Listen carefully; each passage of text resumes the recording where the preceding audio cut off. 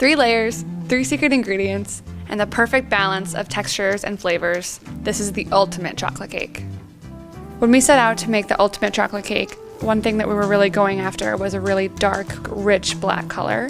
And so to help us achieve that, we decided to opt for the Dutch processed cocoa, which is a little bit darker. By a little bit, I mean a lot of it. It's like a much richer, darker color. And a lot of that just comes into the way that it's produced.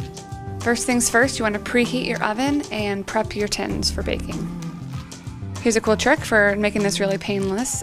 Taking 3 strips of parchment, folding it in half, fold it in half again, and then with your eye on this left bottom corner, you're going to fold up 45 degrees and then fold it again. And then take that point and roughly measure from the center to the edge, and that'll be where you cut. Then when it comes out and you unfold it, it's a perfect circle that fits into your tin. You don't want to get the batter made, have those leaveners working, and then not have your tins ready to go. Now this cake has 3 components, and what we're going to start with is sifting our dry ingredients into a bowl. Sifting is important because it aerates the dry ingredients, as well as ensures that there's no big clumps or any other weird things that would be sitting in like your flour. I don't know, like sometimes there's little bits of stuff, so this just ensures that none of that gets into your final cake. So the first secret ingredient in this cake is stout. The stout is a lot of different things, but it also adds a really cool, interesting depth of flavor that you really can't get with just using water alone. The second secret ingredient is espresso powder, and this helps really enhance the chocolate flavor. The espresso and the stout are going to give you that extra boost that makes you think like, oh, what's in this? It's so good and rich.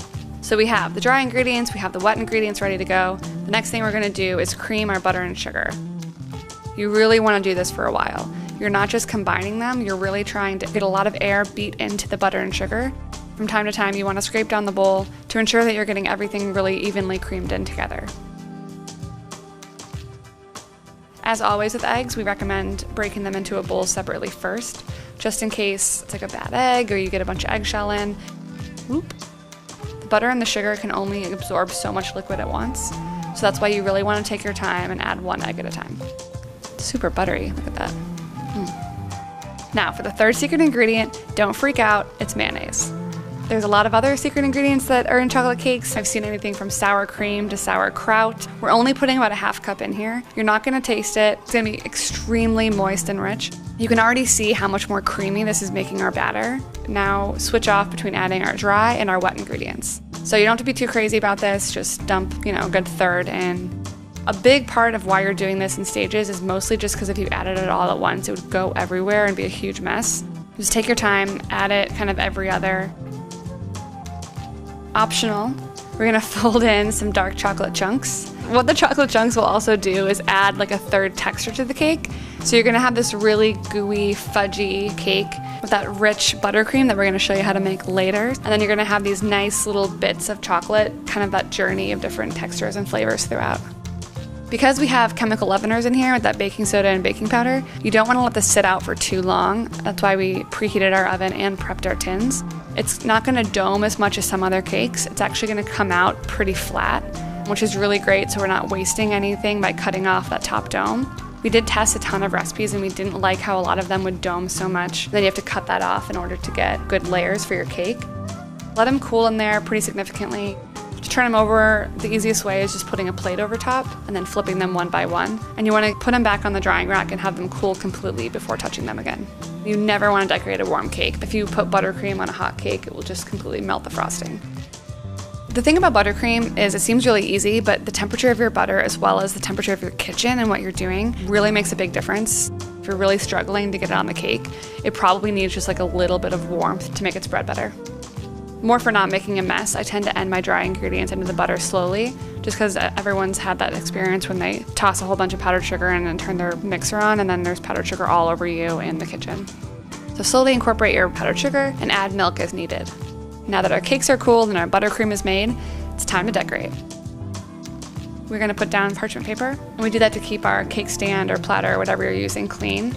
So this is my favorite tool in the entire world. An offset spatula is going to change your life.